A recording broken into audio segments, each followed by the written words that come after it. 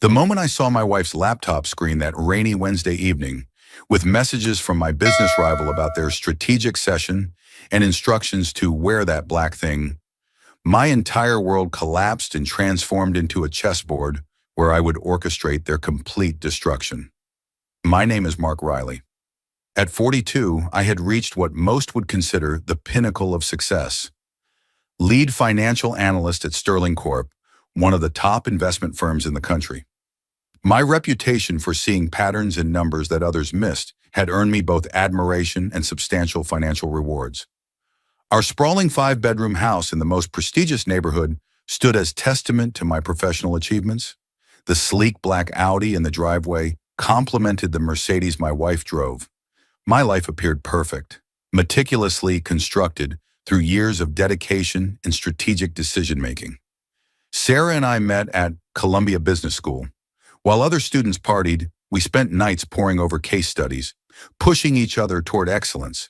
She was brilliant, ambitious, with a sharp mind that challenged mine at every turn. After graduation, our careers soared in parallel. Me climbing the ranks at Sterling, her becoming vice president of development at Nexus Logistics. For 12 years, we were the power couple everyone in our social circle envied, our marriage seemingly unshakable. Then I discovered the truth, and my perfect world shattered like crystal dropped onto concrete. The sound of that shattering still echoes in my mind sometimes, reminding me how quickly certainty can dissolve into chaos. It started with small things most men might overlook. Sarah began staying later at work, explaining her absences as preparation for the biggest contract of her career. Her phone, which used to lie carelessly around our house wherever she had last used it, was suddenly always screened down or tucked securely into her purse. New perfume appeared on our bedroom dresser, something with notes of jasmine and vanilla that seemed completely unlike her usual preference for light, citrus scents.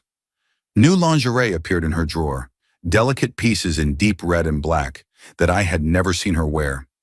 I attributed all these changes to stress and perhaps a desire to feel better about herself amid the pressure of her demanding job.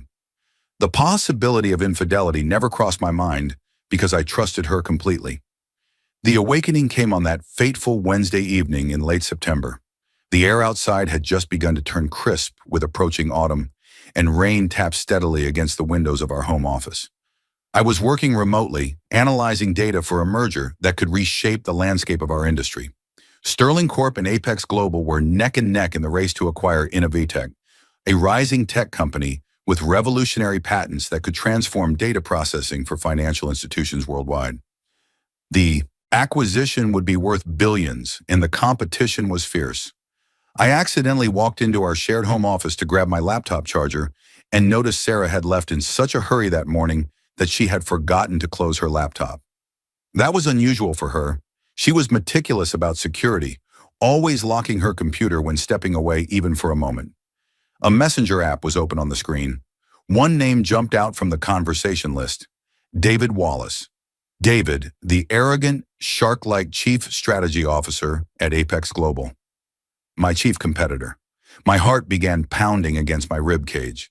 I stood frozen, hand halfway extended toward my charger, eyes fixed on the screen. My rational mind told me there could be innocent explanations. Perhaps they were discussing industry matters. Perhaps they had met at a networking event. Perhaps a mutual acquaintance had connected them. But deeper instincts warned me to look closer. With a shaking hand, I moved the mouse, opening the conversation thread. I didn't read the entire exchange. I couldn't bring myself to scroll through what might be there. The last message from him was enough. Can't wait for our strategic session on Friday. Same hotel, same room. Wear that black thing I like. The world tilted beneath my feet, the floor seeming to drop away. This wasn't just a betrayal of our marriage vows. It was treachery on every level, personal and professional. My chief competitor was sleeping with my wife during the biggest deal of my career. The implications were staggering. My emotions screamed at me to confront her immediately, to call her phone and unleash 12 years of suddenly betrayed trust in a torrent of rage. Part of me wanted to smash that laptop against the wall, to destroy the physical evidence of her betrayal as if that could somehow erase the reality of it. But something deeper, something colder and more calculating took over. The analyst in me, the part that had made me successful in my career, stepped forward. Emotions are weakness in negotiations. I needed more information. I needed leverage. I needed a strategy. I quickly photographed the screen, careful not to disturb anything or leave evidence of my discovery. Then I closed the messenger window and left the laptop exactly as I had found it. For the next several hours, I sat in our living room, staring out at the rain, my mind working through scenarios with the same methodical precision I applied to financial projections. When Sarah came home around 8, I greeted her with a kiss and asked about her day as if nothing had changed. She talked about challenges with suppliers and upcoming presentations, lying to my face with practiced ease that made me wonder how long this deception had been going on. "You look tired," I said, studying her face for any sign of guilt. "It's been a brutal week," she replied, running her hand through her auburn hair. "This contract with Meridian Shipping is consuming all my energy." Another lie. Meridian Shipping was indeed one of Nexus Logistics' clients, but I now suspected her energy was being consumed elsewhere. Still, I nodded sympathetically. "Why don't you take a hot bath? I'll pour you some wine," I suggested. She looked momentarily surprised by my attentiveness before smiling. "That sounds heavenly."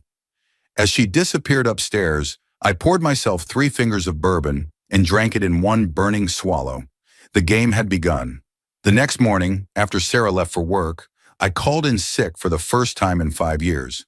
Then I called Maxwell Investigations, a private detective agency recommended by a colleague who had gone through a similar situation years earlier. By noon, I was sitting across from Jack Maxwell himself, a former police detective with calculating eyes and a reassuring demeanor. "I need information, not confrontation," I explained, sliding the photographs of Sarah's messages across his desk. "I want to know how long this has been happening, and most importantly, if they're exchanging more than bodily fluids. I need to know if company information is being shared." Maxwell studied the images. "Industrial espionage angle complicates things," he said, looking up at me. "Makes the stakes much higher." "That's why I'm here instead of confronting her," I replied. "I need to know exactly what I'm dealing with before I make my next move." "Smart," Maxwell nodded. "We'll need to monitor both electronic communications and physical meetings. Phones, email accounts, movements. It won't be cheap." "Money isn't an issue," I said firmly. "Results are." 2 agonizing days later, Maxwell's comprehensive report landed in my secured email. The evidence was damning. Sarah and David had been meeting discreetly for nearly 4 months, primarily at the Archer Hotel downtown. Their affair had begun shortly after the Innovatech acquisition opportunity emerged. Maxwell's team had documented 7 instances where Sarah accessed my home server after their meetings, downloading files related to Sterling's acquisition strategy. The report included something else, information about David's wife, Emily Wallace, a corporate lawyer specializing in mergers and acquisitions at Blackwell Partners, one of the city's most prestigious law firms. According to Maxwell, there was no indication that Emily was aware of the affair. I studied the photograph of her included in the report. Dark hair cut in a sophisticated bob, intelligent eyes, an expression of confident composure even in a candid shot. I found her business number. That call was the hardest I've ever made. I rehearsed what I would say several times, trying different approaches, before finally dialing. My hand was steady, but my mouth felt dry as the phone rang 3 times. "Emily Wallace." Her voice was clear and professional. I took a deep breath. "Mrs. Wallace, my name is Mark Riley. I'm the lead financial analyst at Sterling Corp." A pause. "I believe we need to discuss a potential conflict of interest regarding your husband's company and my wife. It's an extremely delicate matter." The silence that followed seemed to stretch for an eternity. I could almost hear her mind working, connecting dots, perhaps already suspecting what this delicate matter might be. "I see," she finally said, her tone carefully controlled. "Where and when would you like to meet, Mr. Riley?" "Somewhere discreet. The Winston Bar at the Grand Hotel, perhaps. Tonight at 8? Another pause. "I'll be there. How will I recognize you?" "Blue suit, red tie. I'll get a corner table." "Very well. 8 o'clock. She hung up without further pleasantries. I spent the rest of the day in a state of focused tension, reviewing the evidence from Maxwell, preparing what I would say. At 7:30, I told Sarah I had a last-minute meeting with overseas investors. She barely looked up from her laptop, mentioning she would probably work late anyway. The ease of our mutual deception was disturbing. The Winston bar was dimly lit, with leather booths designed for privacy and conversation. I arrived early and secured a secluded corner booth, ordering a scotch I had no intention of finishing. At precisely 8 o'clock, Emily Wallace entered. She wore a charcoal gray suit that spoke of understated power, her movements deliberate and composed as she scanned the room. Our eyes met, and I stood slightly to signal my identity. She approached and extended her hand. "Mr. Riley." Her handshake was firm, her eyes assessing me with the practiced scrutiny of someone who evaluates people professionally. "Mrs. Wallace, thank you for coming. Please sit down." I gestured to the booth opposite me. "Can I order you something?" "Gin and tonic, please." She removed her coat but kept her handbag close, resting it on her lap like a shield. After the server departed with her order, Emily folded her hands on the table. "I assume this isn't about a potential business partnership between Sterling and Apex?" "No," I confirmed. "It's much more personal than that." I reached into my briefcase and pulled out a sealed envelope. "Before I explain further, I want to assure you that my intention tonight is not to cause you pain, but I believe you deserve to know the truth, just as I deserve to know." Her eyes flickered to the envelope, then back to my face. Something in her expression shifted, a tightening around the eyes, a barely perceptible tension in her jaw. "The truth about what exactly?" I slid the envelope across the table. "Your husband, David, has been having an affair with my wife, Sarah, for approximately 4 months. She didn't react immediately. No gasp, no widening of the eyes. She simply stared at me, then at the envelope, her expression carefully controlled. "That's quite an accusation, Mr. Riley." "It is, and I wouldn't make it without substantial evidence." She picked up the envelope but didn't open it. "Why are you telling me this? Why not simply confront your wife?" "Because this isn't just about infidelity," I explained. "The timing of their relationship coincides precisely with the Innovatech acquisition bid. Our companies are direct competitors in this deal." Understanding dawned in her eyes. "You think there's corporate espionage involved?" "I don't think. I know." I nodded at the envelope. "The private investigator documented 7 instances where my wife accessed confidential Sterling Corp data after meetings with your husband." Emily's composure cracked slightly then. Her fingers tightened around the envelope, and she took a deep breath before opening it. She examined each document methodically, her lawyer's mind processing the information with remarkable speed. When she finished, she carefully returned everything to the envelope. "I suspected something was wrong," she said quietly. "His late nights, unexplained absences. But I attributed it to the pressure of the Innovatech deal." She looked up at me. "He's been unusually confident about Apex's position, making bold predictions about their strategy's success." "Because he's had insider information," I confirmed. "His financial reports have been concerning," she continued almost to herself. "He started making large, risky investments recently, too confidently, as if he knew something others didn't." And then it clicked in my head. The Innovatech deal. I was the lead analyst on the project.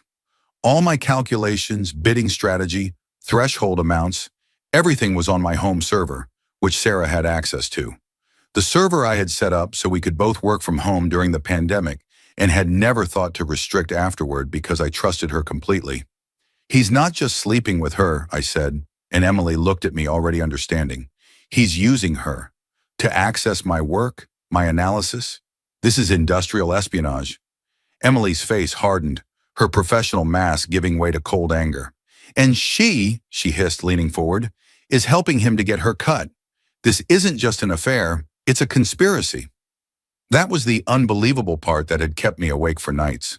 We weren't betrayed just for passion or emotional connection. We were betrayed for money and power, using the dirtiest methods possible. Our spouses hadn't just broken our hearts. They had weaponized our trust against our careers. "What do you plan to do?" Emily asked, her voice steadier now, the initial shock giving way to analytical thinking. "That depends partially on you," I admitted. "I have enough evidence to destroy both their careers. possibly even pursue criminal charges for the corporate espionage. But those actions would have consequences for us too. Publicity, scrutiny, our names forever linked to the scandal. She nodded slowly. A more strategic approach might be preferable. My thoughts exactly. Emily studied me with renewed interest. You're surprisingly calm for a man who just discovered his wife's betrayal. Trust me, I'm not calm inside. Assured her. But acting emotionally would only give them an advantage. They've calculated everything else. They're probably calculating how we'll react when we inevitably find out. So we need to be unpredictable, she concluded. Precisely. As the evening progressed, we ordered food neither of us had much appetite for and began formulating a plan. Emily was remarkably quick-witted, her legal mind spotting potential pitfalls in my ideas and suggesting alternatives. By midnight, we had the outline of a strategy that would give us the upper hand. They think they're the only ones who can form alliances, Emily said as we prepared to leave. Let's show them how wrong they are. We exchanged phone numbers and agreed to meet again in 2 days. As I watched her walk away, her posture straight despite the crushing news she had received, I felt something unexpected, a flicker of admiration. Emily Wallace was not a woman who would collapse under betrayal. She was a formidable ally. Over the next week, Emily and I worked as a seamless team. I, as an analyst, found digital footprints. When Sarah accessed the server, which files she copied, where the information went. Emily, as a lawyer, compiled everything into clear evidence that could destroy them in court if necessary. We found proof that David had opened an offshore account in the Caymans, where Sarah's bonus would likely be deposited after the deal's successful completion. The amount, $2 million, made me physically ill when I saw it. 12 years of marriage had a price tag, apparently. They must think we're complete idiots, Emily said over dinner at my place as we reviewed the evidence. Her voice was steady, but I noticed her knuckles whitening around her wineglass. To think they could get away with this. That's their weakness, I replied, spreading additional documents across the dining table. They underestimate us because they're blinded by greed and lust. They don't see us as threats. What do you want to do? She asked.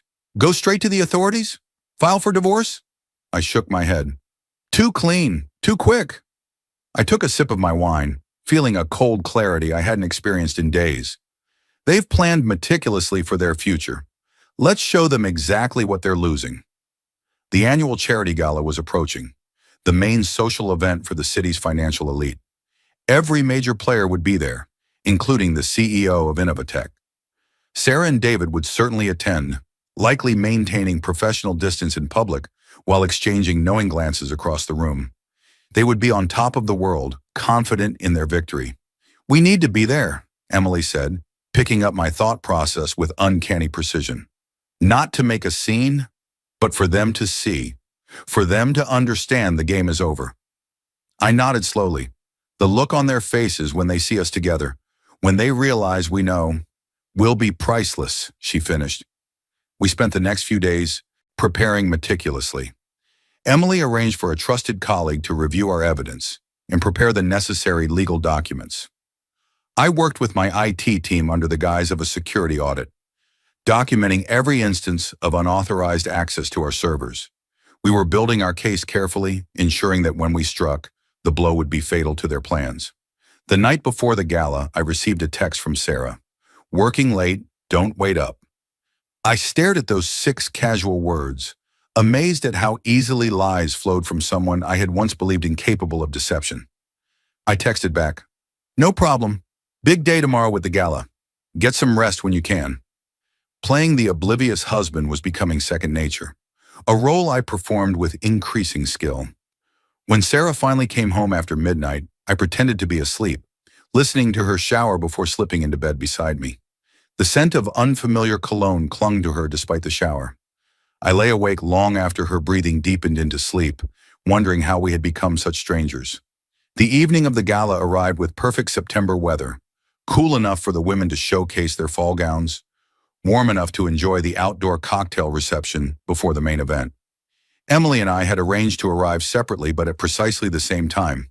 She would come alone, having told David she had a court preparation that might make her late. I told Sarah I needed to meet with a client beforehand and would see her there.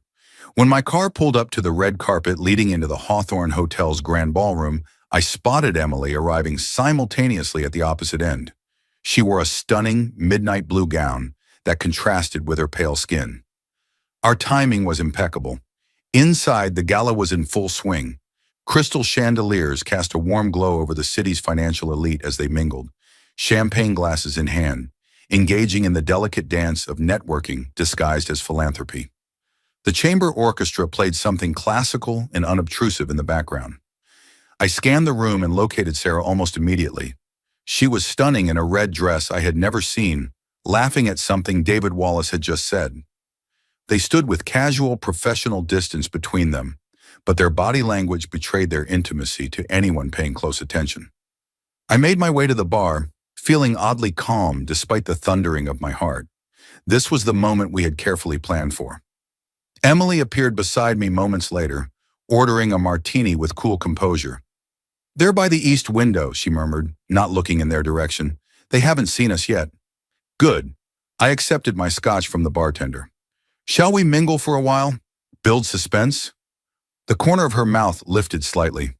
Always the strategist. We circulated through the room separately for almost an hour, speaking with colleagues and acquaintances, gradually working our way closer to where Sarah and David held court with a group of investors. I caught Sarah's eye briefly across the room. She smiled and waved, clearly not suspecting anything was amiss. I raised my glass in acknowledgement, my face a mask of normalcy. Finally, as the group around them dispersed slightly, Emily caught my eye and nodded subtly. It was time. We converged from different directions, approaching their table with deliberate casualness. Sarah saw me first, her smile genuine but confused as she noticed Emily walking alongside me. "Mark, you made it," she said, rising to kiss my cheek. "I was beginning to think your client meeting would never end." "Sarah," I replied, my voice betraying nothing of the storm inside me. "David, lovely evening, isn't it?" David's expression remained pleasant, though a slight furrow appeared between his brows as he processed the strange tableau before him, his professional rival and his wife apparently arriving together. "Emily," he said, the question evident in his tone, "I thought you'd be tied up with the Westmoreland case until late." "The preparation went more quickly than expected," Emily replied smoothly. "Mark was kind enough to accompany me when we ran into each other outside." Sarah's eyes darted between us, her smile faltering slightly. "You two know each other?" "We've become quite well acquainted recently," I said, watching her face carefully. A beat of silence followed. I could almost see the gears turning in both their heads. Confusion, doubt, the first flicker of alarm. "In fact," Emily added, her voice like silk over steel, "Mark and I discovered we have a great deal in common. Similar interests, shared concerns." She paused deliberately. "Mutual problems that need addressing." The color drained from David's face as understanding dawned. Sarah's smile disappeared completely, her eyes widening as she looked from Emily to me. "Mark," she began, her voice strained. "What's going on?" I smiled coldly. "That's exactly what I've been wondering for the past 4 months. What's going on?" But I think we all know the answer to that question now, don't we? David straightened, his businessman's instincts kicking in. "This isn't the place for whatever you're implying, Riley."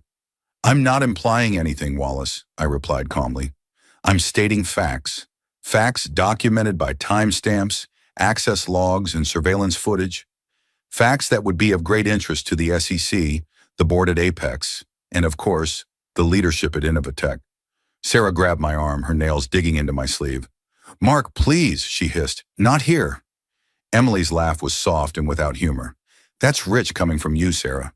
Suddenly concerned about propriety and discretion?" The look of shock on Sarah's face as she realized that Emily knew everything was almost worth the pain of the past 2 weeks. Almost. "We should take this somewhere private," David insisted, his eyes darting around to see if anyone was listening. "No need," I said. "Emily and I didn't come here to create a scene. We just wanted you both to know that we know everything. The affair, the corporate espionage, the offshore account." I leaned in slightly. "Everything." David's face had turned ashen. Sarah looked like she might be ill. "Tomorrow morning, 9 a.m., My attorney's office, Emily stated, her professional demeanor firmly in place. Both of you. We'll discuss terms then. I didn't say another word. I simply took Emily's arm and said loud enough for nearby guests to hear, "Shall we get some air? It seems a bit stifling in here." We left them standing there, shell-shocked, amid the glittering crowd and cheerful music. As we walked onto the terrace overlooking the city, Emily's composure cracked slightly. She trembled against me, reaction setting in after our performance. "Did you see their faces?" she whispered, a slight tremor in her voice. "They looked like they'd seen ghosts." "They have," I replied grimly. "The ghosts of their future careers. By this time tomorrow, they'll have lost everything they've been scheming for." Emily turned to face me, the city lights reflecting in her eyes. "Mark, I need to ask you something. This revenge plan, is it just about punishing them, or is it about justice?" I considered her question carefully. Both. They betrayed us personally, but they also broke laws. They committed corporate espionage. They need to face consequences for all of it. She nodded slowly. "I agree, but I want to be clear about what happens after. When this is over, I'm walking away clean. New life, new start." "That's what I want too," I assured her. We stood in silence for a moment, two strangers bound by betrayal, looking out at the city that had suddenly become unfamiliar. "You know," Emily said softly, "in all this awfulness, there's one unexpected silver lining." "What's that?" "Meeting you." She glanced at me with surprising vulnerability. "It helps knowing I'm not facing this alone, that someone else understands exactly what this feels like." I felt an unexpected warmth in my chest. "I was thinking the same thing. You're not what I expected when I made that call to you." "What did you expect?" "Honestly? Tears, denial, maybe blind rage." She smiled slightly. "Those all happened. You just didn't see them. I had my breakdown in private, then pulled myself together before meeting you." "Efficient," I observed, returning her smile. "Always." As we stood together on that terrace, something shifted between us. In that moment of shared vulnerability, a connection formed. Not romantic, not yet, but something equally powerful. A mutual understanding that would become the foundation for whatever came next. Our phones buzzed simultaneously, Sarah and David, both demanding explanations. We exchanged glances and silently agreed to ignore them. Tonight was ours. Tomorrow would be soon enough to deliver the final blow. When I returned home that night, Sarah was waiting, pacing the living room, like a caged animal. Her makeup was smudged, her eyes wild with panic and anger. "What the hell was that, Mark?" she demanded the moment I walked in. "You and Emily Wallace? What game are you playing?" I set down my keys with deliberate calm. "No game, Sarah. Just revealing truths." "What truths? What are you talking about?" Her voice rose hysterically. "You embarrassed me in front of everyone." The audacity of her indignation was almost comical. "I embarrassed you? That's rich coming from the woman who's been sleeping with my business rival for months while stealing company information." Her face went completely white. "Mark, that's not—" "Don't," I interrupted sharply. "Don't insult my intelligence by denying it. I have proof. Everything. The hotel meetings, the server access logs, the offshore account David set up for your bonus after the deal closes." She sank onto the sofa, her legs seemingly unable to support her. How did I find out? Does it matter? The point is I know everything, and so does Emily." "She has no proof," Sarah said weakly. "She has everything I have, plus a team of lawyers preparing criminal charges." Sarah's breathing became rapid, panicked. "Criminal charges? Mark, please, you can't—" "I can," I said coldly. "But I might not, depending on what happens tomorrow. 9 a.m., Emily's attorney's office. You and David need to be there." "Or what?"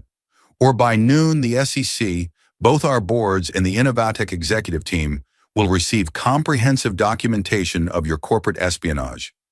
She stared at me, searching for any sign of bluffing. Finding none, her shoulders slumped in defeat. "Why did you do it, Sarah?" I asked, the question that had burned inside me for days finally escaping. 12 years together. Was it worth throwing away for him? She looked up, her eyes hollow. "It wasn't about him. Not really. It was about the opportunity." The money, I clarified. The future, she corrected. A partnership at Apex after the merger. A fresh start somewhere new. Something that was mine, not just being Mark Riley's brilliant wife. The revelation struck like a physical blow. All these years I'd thought we were partners, equals. I never realized she'd felt overshadowed. You could have left honestly, I said quietly, filed for divorce, started over legitimately, and walked away with half? That wouldn't have been enough for what I wanted. There it was, the naked truth. Greed, ambition, the willingness to destroy others to get ahead. I didn't recognize the woman sitting before me. 9 a.m. tomorrow, I repeated, turning toward the stairs. I'll sleep in the guest room. Mark, she called after me, a hint of desperation in her voice. This can't be the end. 12 years. I paused without turning. You ended it the moment you decided to betray not just me, but everything we built together. The next morning, I invited Sarah to meet at Emily's attorney's office for one last conversation. She arrived looking like she hadn't slept, her usually immaculate appearance slightly disheveled, eyes red-rimmed. Mark, please, she began the moment she walked in. Let me explain. Don't, I cut her off, leading her to the conference room where David already sat with Emily and her colleague. Save your energy. You'll need it. I placed 2 items on the table, a printout of the photograph of her laptop screen from that first night and a folder of documents prepared by Emily. This is evidence of you and David's industrial espionage. It's enough to send you both to prison for a long time. She stared at the folder like it was a venomous snake about to strike. But that won't happen, I continued, if you meet our conditions. First, you submit your resignation to Nexus Logistics today, effective immediately. Second, you sign these divorce papers, which include a non-disclosure agreement and your renunciation of any claims to my business and assets. Third, David withdraws Apex Global's offer for Innovatech within 24 hours, citing internal reasons. She opened the folder with shaking hands, scanning the documents inside. Her face crumpled as she realized the thoroughness of our investigation. How could you think I would do this? She whispered. After 12 years.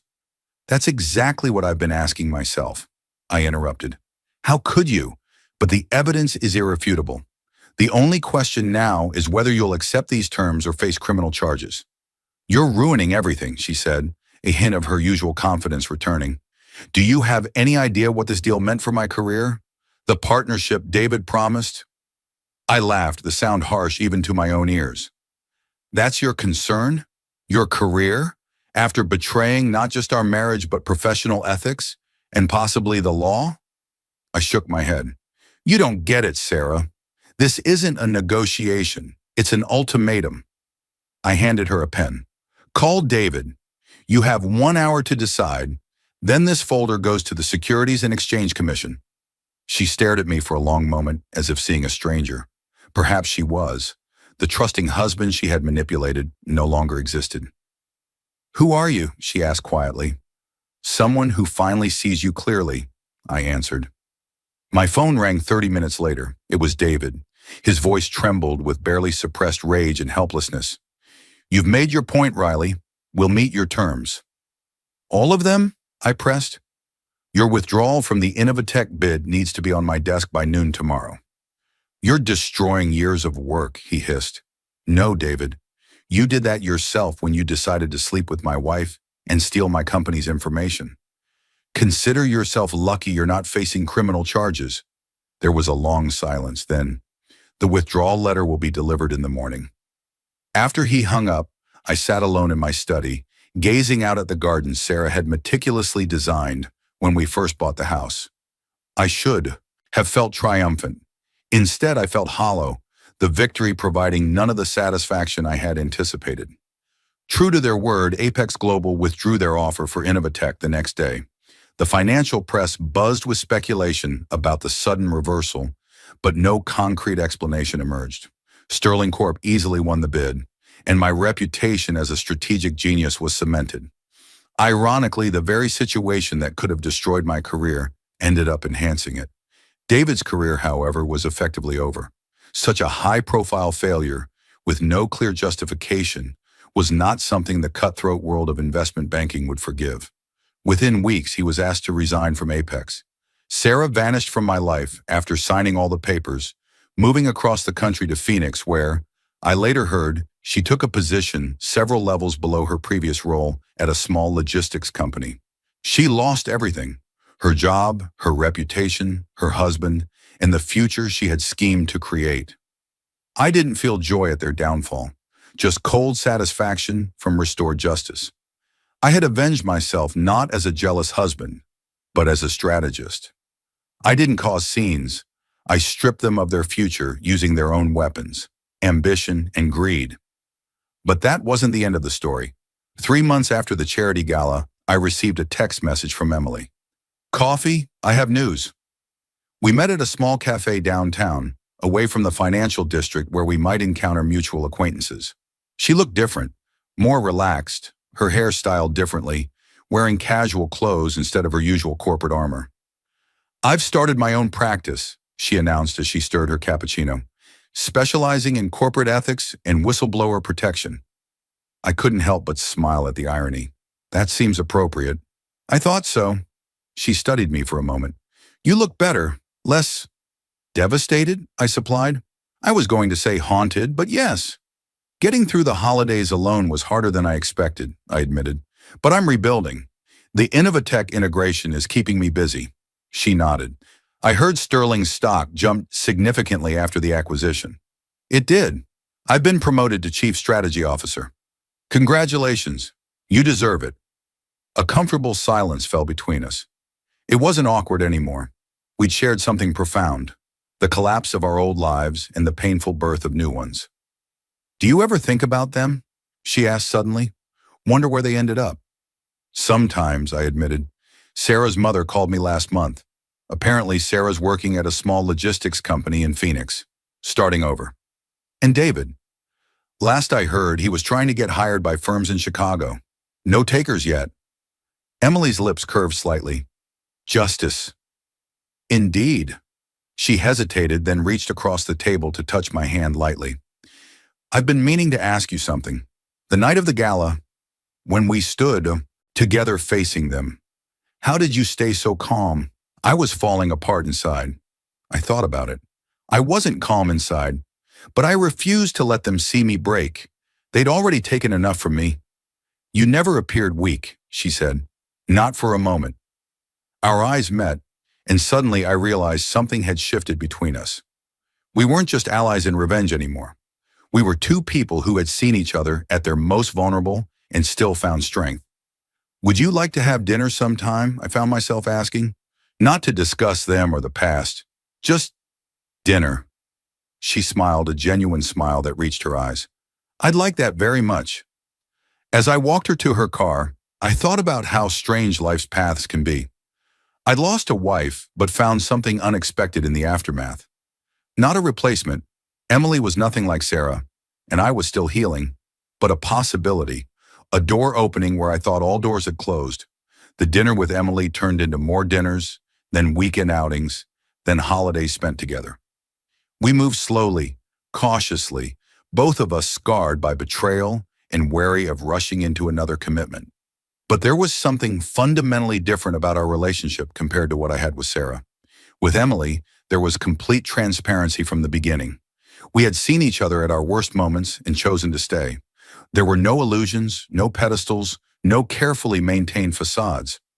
6 months after the charity gala, Sterling Corp held its annual strategic planning retreat at a luxurious mountain resort. As the new chief strategy officer, I led several sessions on the Innovatech integration, which was already yielding results beyond our initial projections. The board was ecstatic. My professional reputation had never been stronger. During a break between sessions, I found a quiet spot on the terrace overlooking snow-capped mountains. The crisp air filled my lungs as I reflected on how much had changed in half a year.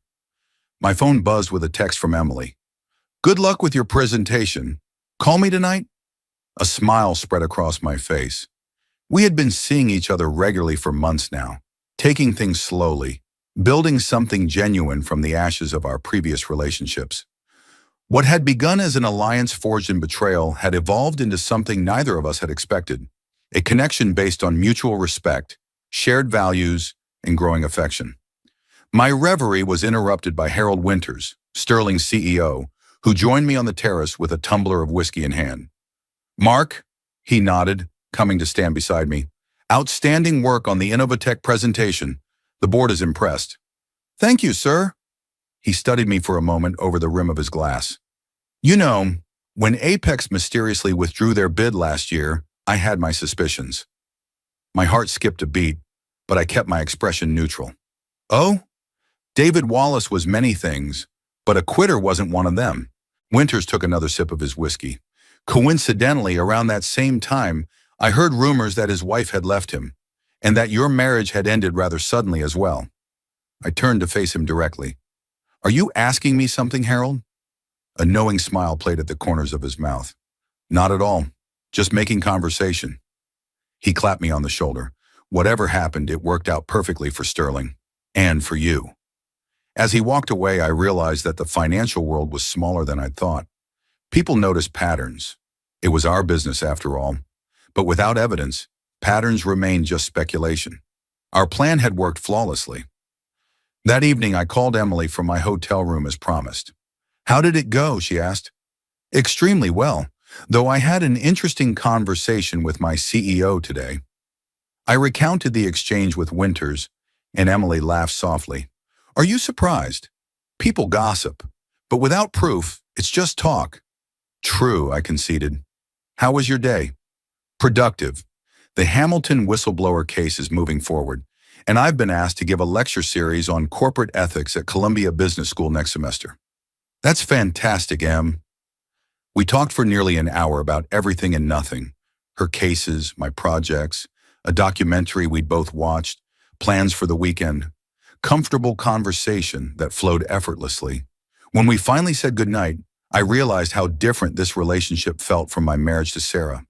There was no power struggle, no hidden agendas, no keeping score. Just two people genuinely enjoying each other's company.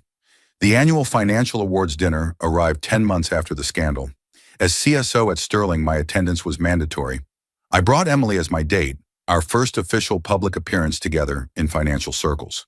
We had been deliberately low-key about our relationship, avoiding the industry gossip mill as much as possible. But we were past hiding now. We were at the bar when a hush fell over one section of the crowd. I turned and froze. Sarah had entered the room on the arm of an older man I recognized as Gerald Thompson, CEO of a mid-tier shipping company based in Phoenix. "Are you okay?" Emily whispered, squeezing my hand. I realized with surprise that I was. "Perfectly fine," I answered honestly. Sarah spotted us almost immediately. She paled visibly, whispering something to Thompson before steering him in the opposite direction. "Should we leave?" Emily asked. "Not a chance," I replied. "We have nothing to hide. We've done nothing wrong." Throughout the evening, I caught Sarah watching us from across the room. Not with anger, but with something that looked almost like regret. During the awards presentation, Sterling Corp was recognized for the Innovatech integration, and I was called to the stage to accept. "Success isn't just about strategy," I said at the microphone, looking out at the sea of faces. "It's about integrity, about doing things the right way, even when no one is watching, especially when no one is watching." My eyes found Sarah in the crowd. She held my gaze for a moment, then looked away. After the ceremony, as Emily and I were preparing to leave, Sarah approached us alone. Thompson was engaged in conversation across the room. "Mark, Emily." She nodded stiffly. "Congratulations on the award." "Thank you," I said neutrally. An awkward silence fell. Sarah took a deep breath. "I wanted to say, what happened? I've had a lot of time to think." "Sarah," I interrupted gently, "it doesn't matter anymore." She blinked, surprised. "It doesn't?" "No," Emily answered for me, her voice calm. "We've moved on. You should too." Sarah looked between us, realization dawning. "You two are—" I simply nodded, taking Emily's hand. Sarah's lips pressed into a thin line. "I see. Well, good night then." As she walked away, Emily turned to me. "Are you all right?" I was surprised to discover that I truly was. "You know what's strange? A year ago, seeing her would have torn me apart. Now, I feel nothing but distance." That's not strange, Emily said softly. That's healing. We left the venue hand in hand, stepping into the cool night air. Behind us were the remnants of our old lives. Ahead was something new, something we were building deliberately, with eyes wide open. What are you thinking about? Emily asked as we walked to the car. Chess, I replied with a small smile, and how sometimes losing important pieces forces you to develop a better strategy. She laughed, the sound clear in the night air. Is that what we're doing? Developing a better strategy? I stopped, turning to face her under the streetlight. I think we're starting a whole new game.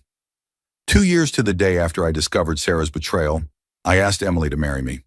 We were hiking in the mountains, far from the corporate world we both still navigated successfully, but with more balanced perspectives. I had planned an elaborate proposal, but when we reached the summit and looked out over the spectacular valley below, the rehearsed speech fell away. Instead, I simply took the ring from my pocket and told her the truth, that she had helped me rebuild not just my life, but my capacity to trust again. Are you sure? She asked, her eyes searching mine. After everything we've been through?